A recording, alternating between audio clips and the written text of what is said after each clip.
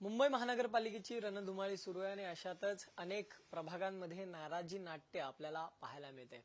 प्रभाग 202 मध्ये ठाकरेंच्या शिवसेनेकडून आपण जर पाहिलं तर श्रद्धा जाधव ज्या माजी महापौर होत्या आणि नगरसेविका होत्या माजी, त्यांना पुन्हा एकदा उमेदवारी देण्यात आली आणि त्याच्यानंतर या प्रभागात नाराजी नाट्य पाहायला मिळालं। मातोश्रीवर थेट सगळेच स्थानिक पदाधिकारी पोहोचलेले पाहायला मिळाले, महिला पाहायला मिळालेल्या आणि त्यानंतर इथे ही संधी शाखा प्रमुखांना डावलली गेली, स्थानिकांना डावलली गेली आणि त्यामुळेच कुठेतरी श्रद्धा जाधव यांच्यावर स्थानिक नाराज आहेत असं एकंदरीत चित्र हे आपल्याला पाहायला मिळालं। मात्र नेमकं या सगळ्या संदर्भात काय खरं आहे, काय तथ्य आहे आणि त्याच प्रकारे श्रद्धा जाधव यांच्यावर जे आरोप केले त्या सगळ्या संदर्भात बातचीत करण्यासाठी स्वतः माझ्यासोबत माजी महापौर श्रद्धा जाधव आहेत। ताई, पुढारीमध्ये तुमचं स्वागत आहे। खरं तर ही रणधुमाळी सुरू झालेली आहे। तुम्ही अनेक वर्ष महापालिकेमध्ये होतात, माजी महापौर राहिलेला आहात, तो सगळा दांडगा अनुभव पाठीशी आहे आणि पक्षाने पुन्हा एकदा संधी दिलेली,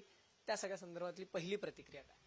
नाही, माननीय पक्षप्रमुख आमचे उद्धव साहेब यांनी पुन्हा एकदा मला संधी दिलेली आहे महापालिकेत, त्याबद्दल अतिशय आनंद आहे आणि मी त्यांची ऋणी आहे। कारण साहेबांनी इतक्या वर्षानंतर सुद्धा पुन्हा विश्वास दाखवणं आणि सातत्याने दाखवणं हे आपल्या कामाची तर पोच आहेच, पण साहेबांचा जो विश्वास आहे हा विश्वास ह्या किंवा दिलेल्या संधीचं सोनं करण्यासाठी ज्या ज्यावेळी त्यांनी दिली त्या त्यावेळी त्या संधीचं सोनं मी केलेलं आहे। मग मी महापौर असेल किंवा नगरसेविका असेल, ज्या ज्या वेळेला जी माझ्यावर जबाबदारी सोबत अतिशय समर्थपणे पेलली मी। अर्थात माझ्याबरोबर माझे सगळे सहकार्यांची साथ होती, शिवसैनिकांची होती आणि अर्थातच माननीय पक्षप्रमुखांचा, अगदी अगोदर माननीय शिवसेना प्रमुखांचा, आता पक्षप्रमुखांचा आणि आदित्य साहेबांचा सुद्धा विश्वास आहे। त्यांना माहिती आहे आपण कशा पद्धतीनं काम करतो, लोकांमध्ये कसे आहे। एक मात्र गोष्ट नक्की आहे की ज्या ज्या वेळेला निवडणुका येतात त्या त्या वेळेला प्रत्येक निवडणुकीला हा अनुभव आहे, हे काही नवीन नाहीये शाखेतल्या लोकांचा प्रश्न आहे। खरं तर की इकडचे जे शाखा प्रमुख होते विजय इंदुलकर, ते खरं तर इच्छुक होते आणि त्यांना संधी डावलली गेली। त्यांचं असं म्हणणं की रात्रीपर्यंत 3 वाजेपर्यंत मी मातोश्रीवर होतो, त्यावेळेस माझ्याच नावावर शिक्कामोर्तब करण्यात आला होता आणि त्यानंतर असं काय घडलं की श्रद्धा जाधव आल्या आणि त्यांना मग तो एबी फॉर्म देण्यात आला आणि त्यांना ही उमेदवारी देण्यात आली। एवढ्या वर्ष त्यांनी या ठिकाणी त्या सत्तेत राहिलेल्या आहेत, माजी महापौर झालेले आहेत, मग पुन्हा संधी का, नवीन कार्यकर्त्यांना संधी का नाही? असं बघा, त्या दिवशी 3-3:30 वाजेपर्यंत आम्ही पण होतो, म्हणजे आणखी काही लोक होते, साहेब सगळ्यांशी बोलत होते। नंतर सकाळी आम्हाला मातोश्रीवर बोलवलं आणि सकाळी फोन केला की मातोश्रीवर या आणि आम्हाला एबी फॉर्म दिला। प्रश्न आला की या माझी महापौर राहिल्या इतक्या वर्षाचं, आता मीच एकटी माझी पौर नाही, आदल्या दिवशी किशोरीताई पेडणेकर यांनाही दिला, त्याही माझी महापौर आहेत, त्याच्या आधी विशाखा राऊत यांनाही दिला। त्यामुळे आमच्या पक्षप्रमुखांनी माननीय उद्धवजींनी असं ठरवलं की आता माहिती आपण महापालिकेत ही अतिशय अटीतटीची निवडणूक आहे आणि जुन्या लोकांना जे अनुभवी आहेत त्या महापालिकेत त्यांना पाठवलं पाहिजे, असा काहीतरी साहेबांना विश्वास असेल ना, म्हणून त्यांनी दिले। आणि इच्छा सगळ्यांची असते, कुणाची नसते, प्रत्येकाला असं वाटतं की आपल्याला संधी मिळाली पाहिजे, पण शेवटी पक्षप्रमुख आहेत ना, हा एकट्यापुरता विचार करत नाही किंवा मी माझ्यापुरता विचार केला नाही, त्यांनी अख्ख्या संघटनेचा विचार केला। त्यांना कुठेतरी, आता मी पण माझ्या मुलासाठी मागत होते ना, मी साहेबांना सांगत होते की साहेब इथून 202 मध्ये तुम्ही जर 1 देणार असाल तर पवनसाठी द्या, पण त्यांनी नाव माझं सुचवलं। अर्थात त्यांनी माझ्यावरती विश्वास दाखवला, याचा अर्थ पवनवर विश्वास नाही असं नाही, पण पक्षाची काही गणित आहेत, संघटनेची काही गणित आहेत आणि ती त्यांना माहिती आहेत। निवडणुका जिंकण्यासाठी त्यांची जी काही स्ट्रॅटेजी आहे त्याच्याप्रमाणे त्यांनी ठरवलं असेल आणि त्याच्यामध्ये मी साहेबांना योग्य वाटलं असेल आणि साहेबांनी मला दिलं। एक प्रश्न असा आहे की या सगळ्यांमध्ये अनेक आरोप तुमच्यावर हे स्थानिक पातळीवर झालेले पाहायला मिळाले। त्यामध्ये महिला ज्या आहेत प्रामुख्याने, त्यांनी असं म्हटलं की कार्यक्रमामध्ये तुम्ही निवडून आल्या किंवा काही कार्यक्रम झाले त्यावेळेस साड्या ज्या वाटप करण्यात आल्या त्या त्यांच्या खर्चातून करण्यात आल्या, त्यासाठी त्यांनी त्यांचे दागिने गहाण ठेवले। दुसरीकडे एक आरोप असा करण्यात आला की तुम्ही स्थानिक लेवलला जे काही शाखा आहेत त्या शाखेत तुम्ही नियमित येत नाही, त्याचबरोबर तुम्ही कोणत्या कार्यक्रमात उपस्थित राहत नाही। त्याच्यानंतर जे शाखेचं बिल आहे, फोटो काढा रे जरा, आणि त्याचबरोबर शाखेचं जे बिल आहे, वीज बिल आहे, ते सुद्धा तुम्ही भरत नाही, असे अनेक आरोप तुमच्यावर करण्यात आले। ऐका, आता सुरुवात मी इथून करते, शाखेमध्ये येत नाही, शाखेमध्ये मी ज्या ज्या वेळेला मला वेळ असतो त्या त्या वेळेला मी शाखेत जाते। बघा, मी पक्षाची विभाग प्रमुख आहे, माझ्याकडे 3 विधानसभा आहेत, 17 शाखा आहेत, अर्ध्या मुर्ध्या बाकीच्या दरम्यान 17 पूर्ण शाखा आहेत आणि बाकीच्या 4 ते 5 अर्ध्या काही बूथ आहेत। म्हणजे मला पूर्ण माहीम विधानसभा, वडाळा विधानसभा, धारावी विधानसभा आणि माझी शाखा असं सगळ्याकडे फिरायला लागतं. म्हणजे आज मग आता एखादा कार्यक्रम माझा माहीमला असेल तर लगेच दुसरा कार्यक्रम धारावीला असतो. त्यामुळे तेवढा वेळ आणि मी पक्षाच्या संघटनेसाठी मी अक्षरशः वाहून घेतलेलं आहे. हे माझ्या पक्षप्रमुखांनी माहिती आहे. कुणी असं म्हणणार नाही की विभाग प्रमुख आमच्या विभाग संघटिका ह्या कार्यक्रमाला येते. ते उलट मला विचारतात की तुम्ही कसं एवढं मॅनेज करता. मी म्हटलं मला कामाची सवय नाही. एकदा एखादं पद साहेबांनी दिलं की ते समर्थपणे पेललं पाहिजे. मग त्याच्यासाठी किती त्रास असेल काय असेल तो आपण केला. आणि शिवाय कार्यक्रमाला आपण म्हणाल तर माझ्या शाखेचे किती कार्यक्रम मी तुम्हाला दाखवू. मी स्वतः घेतलेले संघटना म्हणून किती काय कार्यक्रम. हळदी कुंकवाचा एवढा मोठा कार्यक्रम घेतला होम मिनिस्टरचा. स्वतः आमच्या रश्मीबाई ठाकरे आल्या होत्या आणि बघून खुश झाल्या ती गर्दी बघून. त्याच्या आधी प्रबोधनकार ठाकरेमध्ये तर अख्खं मैदान भरलं होतं. एवढे आता इथे मातोश्रीच्या 6 बिल्डिंग आहे. तिथे आम्ही का घेतला कारण जागा थोडी कमी पडते आणि त्यावेळेला मैदान उपलब्ध नव्हतं. म्हणजे असे कित्येक कार्यक्रम शाखेजवळ घेतला. एक कार्यक्रम शाखेजवळ घेतला, एक तिकडे घेतला. मग विद्यार्थ्यांचा गुणगौरव असेल, ज्येष्ठांचा सत्कार असेल. प्रत्येक वेळा आम्ही घेतो ना. वह्यांचं वाटप असेल, 10वी-12वी मुलांचा गुणगौरव असेल. हे कार्यक्रम हे आज नवीन नाही. मला सांगा, आम्ही इतके वर्ष नगरसेविका आहे. किती वर्ष आम्ही कार्यक्रम होते. मला वाटतं आता आपण थोडेसे नवीन असाल याच्यामध्ये, पण जे जुने लोक आहेत ना त्यांनाही विचारा किती कार्यक्रम घेतले. प्रश्न आला ते साड्यांसाठी.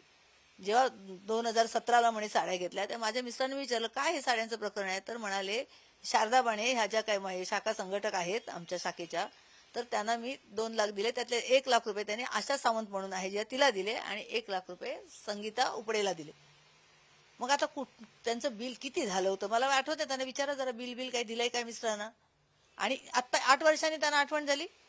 आणि केवळ बदनामी करण्यासाठी हे चाललेलं आहे. कळलं ना, बदनामी करण्यासाठी. आणि ते काही नवीन नाहीये मला. बघा मागच्या वेळेला मागच्या निवडणुकीमध्ये पण ह्यांनी शाखा खाल्ली शिवसेनेची शाखा खाल्ली. माझ्या स्वतःची एवढी घरं आहेत ऑफिशियल डिक्लेअर.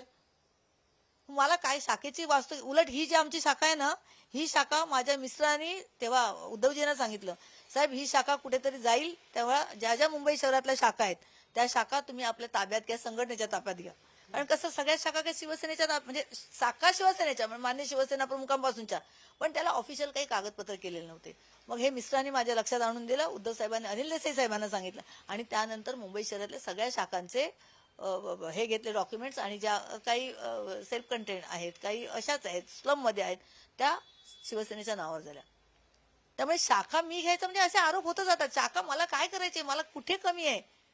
माझी 2-2, 3-3 ऑफिसेस आहेत. माझे स्वतःची ऑफिशियल घरं एवढी आहेत माझ्या. आणि हे काय माझं आत्ता नाहीये, माझ्या सासऱ्यांपासून ते सगळे लोक ओळखतात. आज जी काही लोक मतदान करतात ना, हे कित्येक लोकांना माझ्या सासऱ्यांनी घरं दिली आहेत, कुणाची लग्न केली आहेत मैदानात आमच्याकडे, आमचा डेकोरेशनचा बिझनेस, कुणाची बारसे केले आहेत असेच. त्यामुळे बघा जेलसी आहे, पण ती इतक्या खालच्या पातळीवर जाऊन असू नये. बघा ज्याच्या त्याच्या नशिबात प्रत्येकाच्या लिहिलेलं असतं.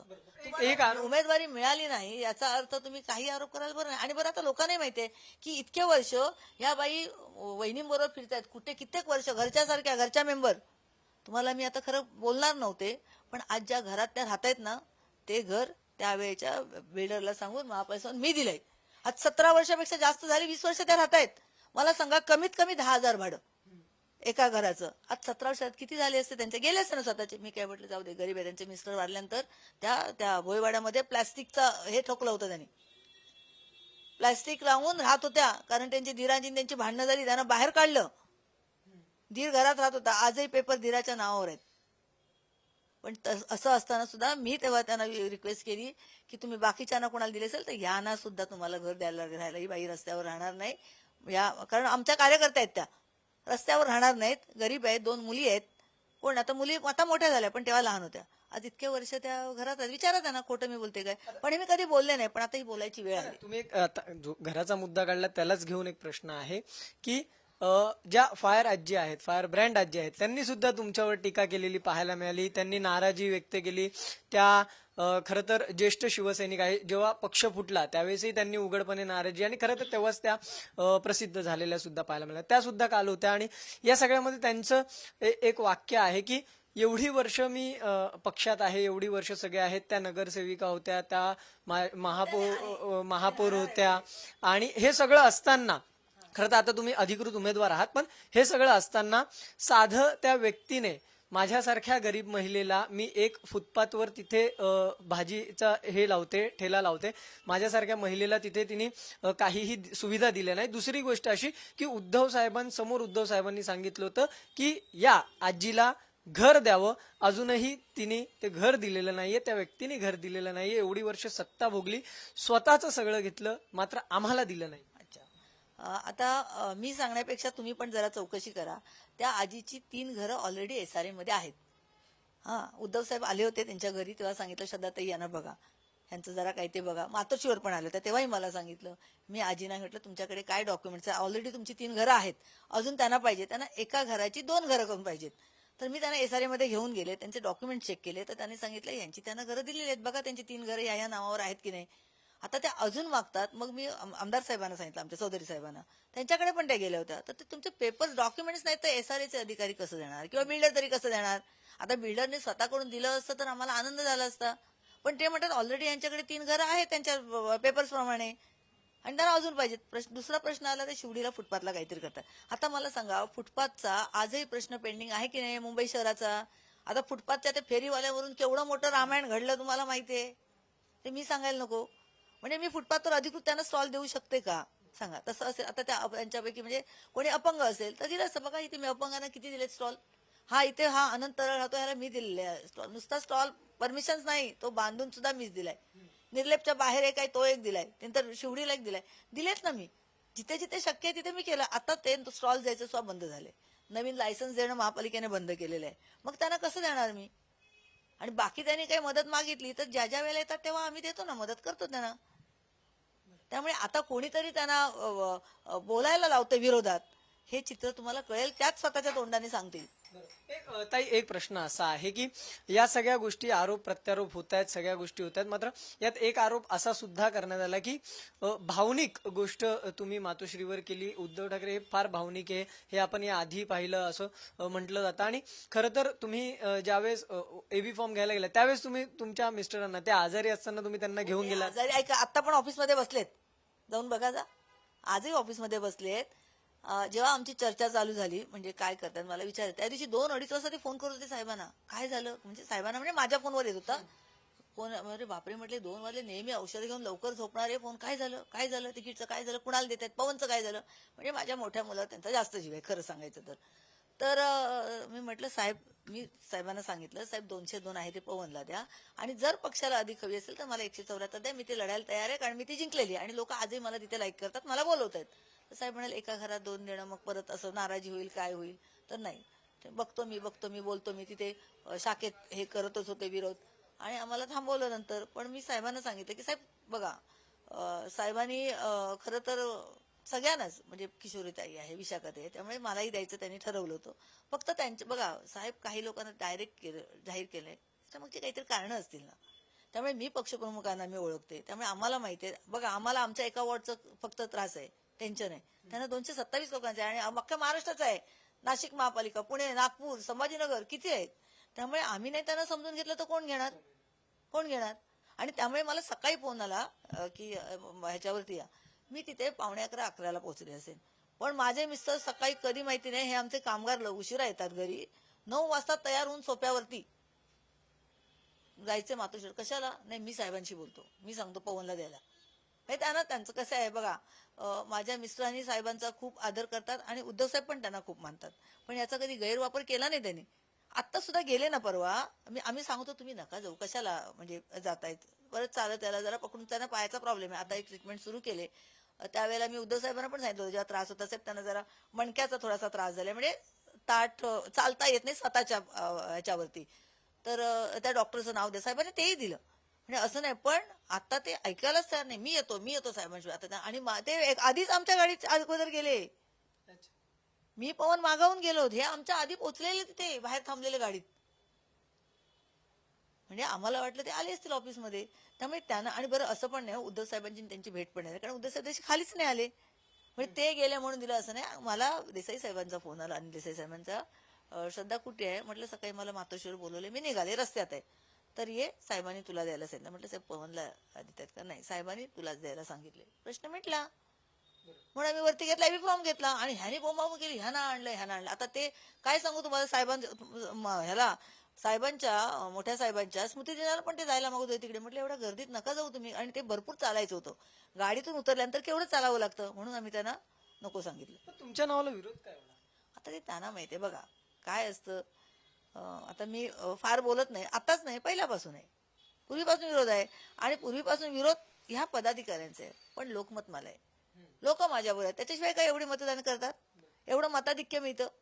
7,600चं मताधिक्य आहे, मला 12,060 मतं मिळाली, त्याच्यामध्ये 7,600चं मताधिक्य आहे. आणि आता तर मनसेही आमच्या बरोबर आहे. मनसेचे सगळे कार्यकर्ते काल पदाधिकारी आले होते. त्यामुळे आम्ही प्रामाणिकपणे लढतोय. आम्ही शिवसेनेत राहून संघटनेच्या उमेदवाराच्या पाठीत खंजीर नाही खुपसत. कळलं ना?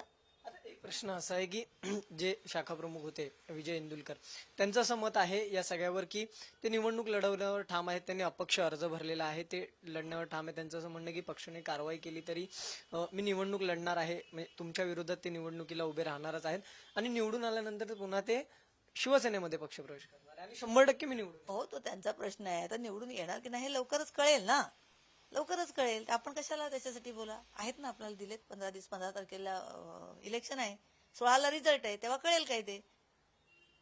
त्यामुळे तो ठाम राहायचं की नाही राहायचं हा त्यांचा प्रश्न आहे. बघा, प्रत्येकाचा प्रश्न आहे, त्यावर आम्ही काही जबरदस्ती करू शकत नाही. तेव्हा तो त्यांचा निर्णय आहे. आणि पक्षप्रमुखांचा म्हणे तर पक्षप्रमुखांचं मी बोलणं बरोबर नाहीये काय ते. एक प्रश्न असा आहे की निर्णय त्यांचा असला तरी दोन्ही ठाकरे बंधू एकत्र आले त्यावेळेस दिवाळी सारखा हा क्षण आहे अशा भावना दोन्ही पक्षाच्या कार्यकर्त्यांच्या पाहायला मिळाल्या. त्याच्यानंतर दोन्ही बंधूंनी एकत्र घोषणा केली, संयुक्त पत्रकार परिषद घेतली, उमेदवारी अर्ज, नाराजी नाट्य दोन्हीकडे झालेली पाहायला मिळाली, उमेदवार दोन्हीकडे नाराज पाहायला मिळाले. हे सगळं झालेलं असताना मराठीचा मुद्दा, मराठी महापौर, मराठी भाषा, मराठी शाळा, मराठी सगळ्या गोष्टी, म्हणजे मराठी माणसाला एक मान सन्मान मिळावा यासाठीची ही निवडणूक आहे आणि यासाठी मराठी माणसांनी एकत्र यावं असं दोन्ही पक्षांच्या पक्षप्रमुखांचं मत आहे. मग असं असताना स्थानिक लेवलला अशा पद्धतीच्या कुरघोड्या किंवा या सगळ्या गोष्टी चालू असलेल्या पाहायला मिळतात. त्यामुळे या सगळ्यात पक्षश्रेष्ठी प्रयत्न करतायत हे क्षमवण्याचा. मात्र तुमच्या पातळीवर कार्यकर्त्यांशी, विजय इंदुलकर असतील किंवा त्यांचे पदाधिकारी यांच्याशी काही चर्चा करणार आहात का? ही जे कार्यकर्ते आहेत ना, त्या कार्यकर्त्यांशी आम्ही बोलणारच, कारण आम्ही प्रयत्न करणार त्यांना समजावण्याचा की काही कसं असतं, कधी कधी राग डोक्यात असला ना की आपल्या हातून काहीतरी चुकीची कामं होतात किंवा चुकीची पावलं पडतात. तर कार्यकर्त्यांना आम्ही समजावू की बाबा हे अशाला असं आहे. मातोश्रीने माननीय शिवसेना प्रमुख पक्षप्रमुखांनी आम्हाला उमेदवारी दिलेली आहे, हा त्यांचा आदेश अंतिम आहे. बरं, त्याच्या आधी साहेबांनी जेव्हा सांगितलं तर मी शाखेत त्यांना सांगितलं, साहेब जो तेव्हा उमेदवारी कोणच माहिती नव्हतं, म्हटलं साहेब जो उमेदवार देतील त्यांचं काम आपण एकत्रितपणे करूया. ते आम्हाला माहित नव्हतं. 4-5 दिवस आधी मी म्हटलं होतं जे देतील ते, कारण मी विभाग प्रमुख आहे, त्यामुळे मी माहीमचे काही प्रश्न आहेत, वडाळ्याचे आहेत, धारावीमध्ये आहेत ना स्थानिकमध्ये, पण शेवटी नंतर निवडणूक म्हटलं की सगळे एकत्र येतात. कारण आमच्या समोर एकच दिसतं, जसं अर्जुनाला माशाचा डोळा दिसत होता ना, तसं आमच्यापुढे एकच ध्येय आहे. मुंबई महापालिकेवर शिवसेना म्हणजे ठाकरे ब्रँडचा आता झेंडा फडकला पाहिजे. अर्थात त्याच्याबरोबर आणखीन काही पक्ष आमच्याशी युती असणार साहेबांबरोबर, तर तेही असणार. त्यामुळे आम्हाला एकच कळतं. त्यामुळे स्थानिक वाद असतील काय असेल ते मिटवण्याचा आम्ही प्रयत्न करणार. नाहीच ऐकले तर लढायचंच आहे, निवडणूक लढण्यासाठीच आहे ना शेवटी. आणि माझ्या मतदारांवर विश्वास आहे, मुख्य म्हणजे माझ्या मतदारांवर विश्वास आहे, माझ्या कामावरती माझा विश्वास आहे. मी इतके वर्ष ज्या लोकांशी ज्या पद्धतीने त्यांची कामं करते, त्यांचं ऐकून घेते, त्यांच्यामध्ये जाते, लहान मोठं बघा, देवाच्या कृपेनं माझे सगळे ॲफिडेव्हिट मध्ये माझी प्रॉपर्टी, माझं हे सगळं मी अधिकृतपणे जाहीर केलेलं आहे. पण हे कधी माझ्या डोक्यात गेलं नाही. हे आत्ताच नाहीये, पिढ्यानपिढ्या आहे, सासऱ्यांपासूनच आहे, माझ्या माहेरचं पण खूप चांगलं आहे. पण माझे पाय जमिनीवरच आहेत अजूनही. मी रस्त्यात आता ते बिल्डिंग झाले आहेत, पहिली झोपडपट्टीत चालत जायची, आणि जेव्हा मी गाडी घेऊन जायची ना, ती सगळी लहान मुलं माझ्याकडे श्रद्धा जाधव माझ्या मागून फिरत होते. त्यामुळे त्या मुलांना म्हणायचं, माझ्या 5वीच्या घुगऱ्या खाल्ल्यात का रे? छोटी छोटी मुलं गाडीच्या मागून धावत यायची, श्रद्धा जाधव आल्या म्हणून. हा आनंद आहे, एक वेगळा आहे. आणि म्हातारी कुतारी लोक सुद्धा, म्हणजे वयोवृद्ध मंडळी सुद्धा ना, आजही प्रेमाने बोलतात. आता मी त्यांना माझ्या तोऱ्यात राहिले असते तर मला मिळालं असतं का रिस्पेक्ट? नाही मिळत. त्यामुळे माझा कामावर विश्वास आहे, माझ्या मतदारांवर विश्वास आहे, आणि माझ्या पक्षप्रमुखांवर विश्वास आहे. त्यांनी मला जी संधी दिली त्या संधीचं सोनं केल्याशिवाय मी राहणार नाही. अगदी शेवटाकडे येऊया आता आपण. जर विजय इंदुलकर जे आहे ते समोर त्यांनी तर ठाम केलं की निवडणूक लढवणार, जर ते निवडणुकीला रिंगणामध्ये तुमच्या समोर उभे आहेत तर आव्हान वाटतं, काय वाटतं? अजिबात नाही, आव्हान अजिबात नाही. कारण शेवटी काय, श्रद्धा जाधव उमेदवार नाही, उभाटा गटाची शिवसेनेची मशाल उमेदवार आहे. श्रद्धा जाधव ह्या व्यक्तीला तर देतीलच मतं लोक, नाहीच नाही, पण त्याही पेक्षा मशाल महत्वाची आहे. आणि ही मशाल कोणी दिलेली आहे? उद्धवजींनी आमच्या हातात दिलेली आहे. त्यामुळे लोक मशालीलाच मतदान करतील. आणि आता राजसाहेब पण आहेत आमच्या बरोबर, मनसे पण आहे बरोबर. त्यामुळे मला निवडणुकीची चिंता कधीच नव्हती मला. म्हणजे बऱ्याच वेळा मी महापालिकेत जायचे नाही तर अधिकारी म्हणजे मॅडम मी काय निवडणुका कधी म्हणजे होणार, काय होणार, म्हटलं निवडणूक कधीही होऊ द्यात, मी निवडणुकीला घाबरत नाही. कारण कधी जातं, कारण कसं असतं बघा, लोक आम्हाला कळतं, विभागात जेव्हा फिरताना कळतं हे मत आमचं आहे, हे मत आमचं आहे, हे मत आमचं आहे, व ही लोक आपली नाही आहेत, हे आम्हाला फिरतात. इतक्या वर्षाचा अनुभव आहे ना. मग ते शिवडी कोळीवाड्यात जा, शिवडीला जा, तुम्ही त्या मार्केटमध्ये जा, त्या कोळणी सुद्धा कोणी कामं केली आहेत. बरं आमच्या इथे कसं आहे, स्थानिक पातळीवरती नगरसेविका म्हणून मी, आमदार म्हणून चौधरी साहेब, खासदारांना वेळ नसतो पण त्यांच्याकडे निधी मागितला तर देतात. तुम्हाला माहिती नसेल, आता उद्धव साहेबांनी मला निधी दिलाय आणि त्या खापरीदेव मध्ये बघा नवरात्राचं केवढं मोठं आम्ही मंडप बांधलंय. माननीय पक्षप्रमुखांनी दिलाय, उगाच दिला का? काहीतरी त्यांना वाटलं म्हणून दिला ना. आणि बरं माझं आतापर्यंत माझं इतिहास असं मी कधी केलं नाही की निधी आणला आणि तो खर्च केला नाही. माझ्या आयुष्यात ते कधीच मी केलं नाही. जो काही महापालिकेचा निधी असेल, माडाचा असेल, यांचा आमदारांचा असेल, सगळ्याच्या सगळं आम्ही वापरतो. लोकांसाठी आहे ना तो निधी, जनतेचा पैसा आहे तो, त्यांच्यासाठीच खर्च झाला पाहिजे. कधीही तुम्ही माझी चौकशी करा. एक वेगळा प्रश्न या सगळ्यात, म्हणजे महानगरपालिकेच्या निवडणुकीलाच अनुसरून आहे की भाजपचे आमदार आहेत कृपाशंकर सिंग, त्यांनी एक वक्तव्य केलेलं आहे. त्यांचं असं वक्तव्य आहे की यंदाचा मुंबई महानगरपालिकेचा महापौर हा उत्तर भारतीय असेल, असं त्यांचं वक्तव्य आहे. आता काय झालंय, हे नेतेच ना मराठी माणूस आणि उत्तर म्हणजे आपापसात भांडणं लावून देण्याचं काम करतात. पण आता मुंबईतली लोक शाणी, मुंबईतली काय महाराष्ट्रातली, ह्यांना काय हे दोनांमध्ये भांडणं लावायची आणि आपली पोळी भाजायची असं आहे. पण आता बघा, जरी उत्तर भारतीय असतील, मुस्लिम असतील, जे इतके वर्ष मुंबईत राहतात ते मुंबईकर आहेत ना, ते मुंबईकर आहेत. त्यामुळे मुंबईचा महापौर आहे आता, हा मुंबईचाच होईल. त्याच्यामध्ये आम्ही असा फेरफार करत नाही. हे उत्तर भारतीय आहेत, त्यांना ती वोट बँक पाहिजे. आमच्याबरोबर कितीतरी उत्तर भारतीय आहेत, मुस्लिम्स आहेत, साऊथ इंडियन आहे. आता मी इथे आहे म्हणून, मी जर 174 असते ना, 174 मध्ये उभे तर तुम्हाला कळलं असं किती लोकांनी मला भरभरून मतदान केलंय ते. हे असं आम्ही भेदभाव कधी केला नाही. जनतेचं प्रेम आहे. जनताला आता हुशार झालेली आहे, ते ओळखतात कुणाला मतदान करायचं, कळलं ना, ते आता फसत नाहीत. धन्यवाद.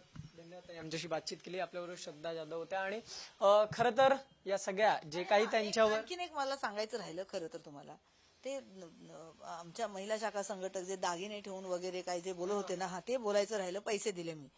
प्रश्न तो साड्यांचा नाहीये दागिने ठेवून. त्यांची भाची, बहिणीची मुलगी काजोकीला राहत होती, तिने काहीतरी पैशाचं त्याचं काहीतरी झालं होतं, कुठेतरी फसली असेल, काय झालं, तर तिला त्याच्यातून बाहेर काढण्यासाठी ह्यांनी 12 लाखाचं लोन काढलं होतं. लोन काढलं, कुणाकडून घेतलं होतं, आणि त्याच्यामध्ये गॅरंटर पण आमचाच माणूस आहे. तुम्हाला नाव पाहिजे तर ते पण पुढे आणेन त्याला, कळलं ना. तर मग ते पैसे देण्यासाठी ह्यांनी त्यांचे दागिने ठेवले, काय व्याज भरलं, काय भरलं. आता त्यांच्या भाचीला दिलेले पैसे तर मी काय करू, त्यांचा काय पैशाचा व्यवहार होता तो. आता बघा, तो त्यांचा अंतर्गत होता असेल, घरचा असेल, त्याच्यामध्ये आम्हाला पडायची काही गरज नाही. त्याच्यासाठी त्यांनी दागिने घाण ठेवले आणि ते त्याचं व्याज असेल किंवा पैसे असेल, अजून तरी झालं की नाही पिटले की नाही, आणि ती भाची दुर्दैवानं वारली. कमी वयामध्ये होती, टेन्शनने असेल, काय असेल, ते एक्सपायर झाली. आता तिला टेन्शन असेल, कुठून तरी पैसे कशासाठी घेतले असतील, त्या लोकांचं सारखे मागे ह्यांच्याकडे पण यायचे. ते ज्यांना पैसे दिले होते ना, ते लोक, म्हणजे ज्या लोकांनी हिला भाचीला पैसे दिले होते, ते ह्यांच्या पण मागे तगादा लावायचे. म्हणून त्यांनी ते दागिने घाण ठेवले आणि काय केलं ते. मग त्याचं हे माझ्यावर कशाला खापर पडतात. हे बघा, असं कुणी किती बदनाम केलं ना तरी मी बदनाम होणार नाही, कारण लोकांना माहिती आहे श्रद्धा जाधव काय आहे, हे लोकांना सगळ्यांना माहिती आहे. तुम्हाला थोड्या दिवसात कळेल मी कुणाकुणाला काय मदत केली ती. तुम्ही जर म्हटलं ना तर तुम्हाला अजून एक बाईट देईन मी, अजून एक बाईट तुम्हाला सांगेन किती कुणाकुणाला कशी मदत केली आहे काय. आता बघा, आपण जे देतो ना ते आपण काढायचं नसतं. कित्येक विद्यार्थ्यांची आम्ही शाळेची फी भरली, हॉस्पिटलला जातात ते केले. आता इथे आम्ही जवळ राहतो म्हणून बाजूचे कोणी आले, आज नाही औषधाला पैसे नाही, हे काय आम्ही सांगत फिरत नाही.